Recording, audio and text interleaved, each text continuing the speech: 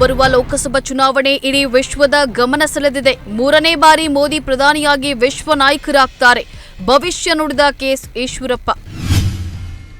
ಮುಂಬರುವ ಲೋಕಸಭಾ ಚುನಾವಣೆ ಸಂಬಂಧ ಚುನಾವಣೆ ಕಾರ್ಯತಂತ್ರಗಳ ಕುರಿತು ಚರ್ಚೆ. ಇಂದು ವರಿಷ್ಠರ ಜೊತೆ ಸಿದ್ದರಾಮಯ್ಯ ಡಿಕೆಶಿ ರಣತಂತ್ರ ಸಭೆ.